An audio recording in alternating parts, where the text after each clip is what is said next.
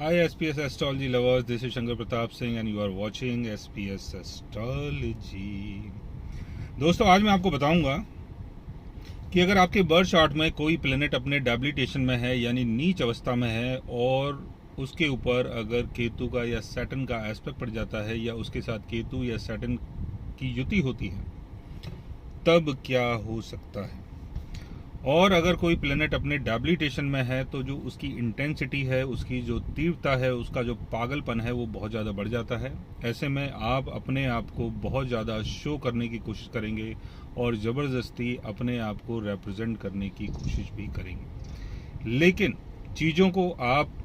अच्छे तरीके से नहीं कर पाएंगे क्योंकि जल्दबाजी का गुण आपके अंदर होगा और उसके चक्कर में चीज़ें बिगड़ जाएंगी। तो स्पीड से काम करने का मतलब ये नहीं होता कि काम आपका अच्छा ही हो जाएगा। किसी भी काम को करने के लिए बहुत सोचना पड़ता है, समझना पड़ता है, लेकिन अगर कोई प्लेनेट अपने डेबिलिटेशन में है तो आप काम बहुत जल्दबाजी में करेंगे, काम बहुत फास्ट करेंगे और उसका जो रिजल्ट है वो बिगड़ जाएगा। और अगर कोई प्लेनेट किसी भी हाउस में बैठता है, उस हाउस की चीज़ों को बिगाड़ देता है और जिस हाउस से उसका संबंध होता है उस हाउस को लेके, जिस हाउस से उसका संबंध है, जैसे फर्स्ट हाउस से अगर कोई प्लेनेट फर्स्ट हाउस से संबंध रखता है तो फर्स्ट हाउस के कारण आपकी वो चीज़ बिगड़ेगी जहां पर उसकी प्लेसमेंट है। जैसे फर्स्ट हाउस का लॉर्ड अगर अपने डेबिलिटेशन में है और वो अगर फोर्थ हाउस में है तो आपकी अपनी पर्सनालिटी के चक्कर में, जल्दीबाजी के चक्कर में आपका जो सुख है, आपका जो घर है, आपका जो परिवार है वो बिगड़ सकता है।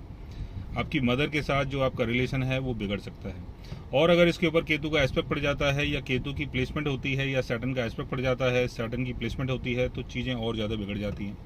केतु आपको उन चीज़ों के बारे में बहुत नॉलेज देता है जहाँ पर केतु की स्थिति है या जिस प्लेनेट को केतु देख रहा है उसकी नॉलेज बहुत देगा।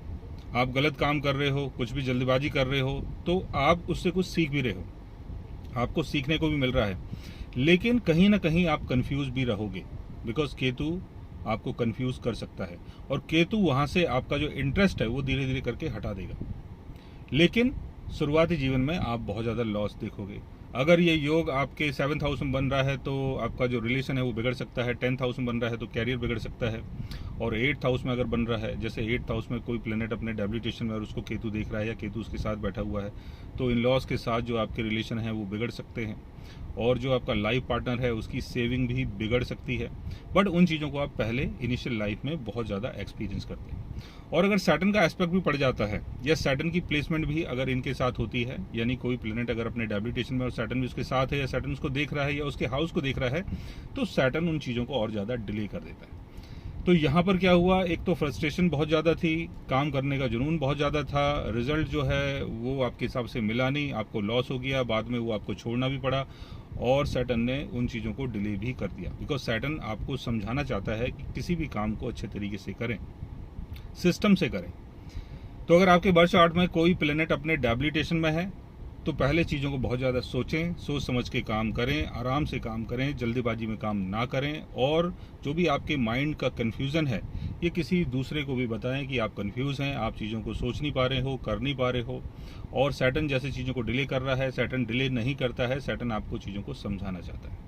तो अगर आपके बर्थ चार्ट में भी कोई ऐसा योग बन रहा है कि कोई प्लेनेट अपने डेबिलिटेशन में है और केतु और सैटर्न से अफेक्टेड है, तो उसके लिए आप हमारे चैनल को सब्सक्राइब कर सकते हैं।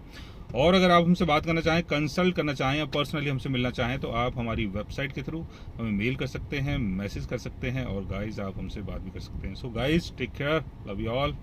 And good bye.